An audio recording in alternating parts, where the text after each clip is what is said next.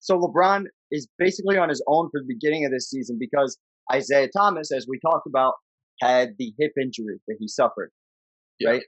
He had the hip injury, and that forced LeBron. It was basically LeBron and Kevin Love, but as we've seen, Kevin Love isn't the guy that he was supposed to be coming out of Minnesota. Yeah. Now he's really not that guy. And also, in hindsight, he's probably dealing with a lot of mental stuff still that he wasn't talking about. Yeah. Not to hold that against him, but I'm sure it didn't help his play, obviously. But I distinctly remember the period of time before the trade deadline with LeBron because he was constantly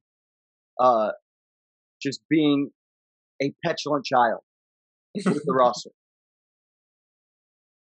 They lose to the Orlando Magic right before the trade deadline by 18 points. LeBron is in. They lose to Houston by 32 points. Yep. But I remember distinctly in Orlando, and I'm hoping that I can get the clip up, and it'll be on your screen if I can get it. LeBron, several times in that game, let the Cavs play 4 and 5 on offense because he was so frustrated with Isaiah Thomas, who had just come back in February, right? Yeah. And thought that he was as good or better than Kyrie Irving. Yeah. You remember that? Yeah. So he would go into like, you know, like after the games when they had like their little interviews and stuff, and they would talk about like, oh, how was like they talked about specific things in the game or like what they like, what's good different about this team or whatever. Like Isaiah would be standing right next to LeBron, like if he was like the D Wade or the Kyrie kind of guy. Yeah. He was just he thought that he was on his level, and he like even things that he would say like, you know, like when we have to like when one of us has to take the last second shot or something like that. Like he would say shit like that, and it was just like, bro, do you not have like any type of like self-awareness like on like what level you're actually on in this in the NBA? Like, to be fair, you got to think that way when you're in his position. No, you got to think like you're one of the best. But like you have to know like so what's one of the biggest things that we've talked about throughout all of these like championship teams? All of these guys know their roles. Yeah, that's true. But for you to think that that's your role, and it's clearly not, like you're not going to be one of the guys that we think is going to take the last second shot over LeBron. Yeah, you want your role players to know their role and not have like delusions of grandeur.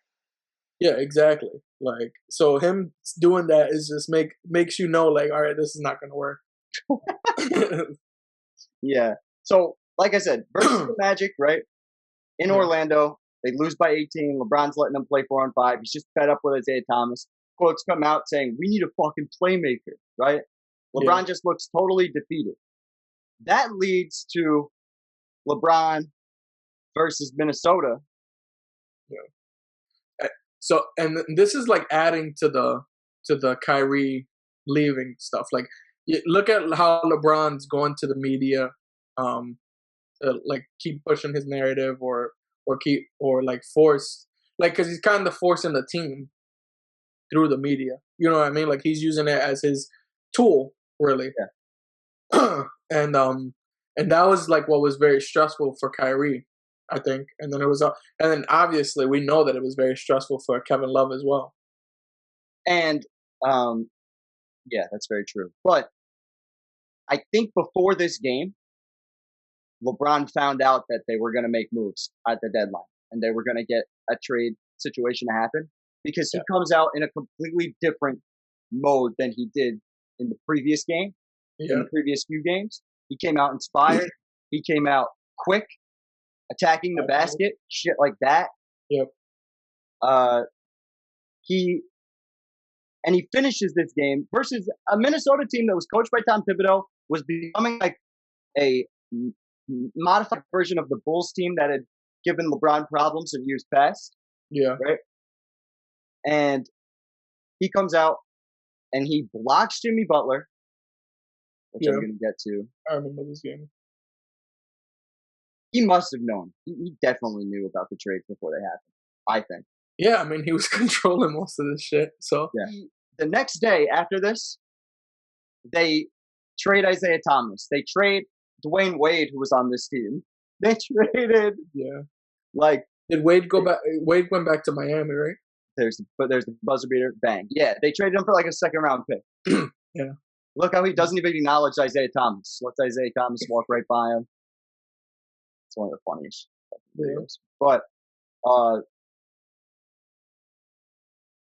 they traded Isaiah for, what did they get for him? He went to the Lakers. He went to your team for Clarkson, Larry Nance Jr. Yeah. A couple of those pieces. I think he also got what's his dude's name? He's a lefty. Rodney Hood? Yep, Rodney Hood. Yeah, Rodney Hood. Because I remember he had like he was supposed to be like a big deal because they got him from Utah, right? Yes. Yeah. Yes. He was doing a decent amount for Utah, I'm pretty sure. They'll have the splits. Yeah. 16 a game for Utah. Shooting 42%, making 2.5 threes a game. Yeah, he was good off the bench for them. Yeah. I remember that. And he was starting to come into his own. It was like this was the right time to get a guy like that. Yeah. And they thought he was going to do a lot more than he ended up doing. Yeah.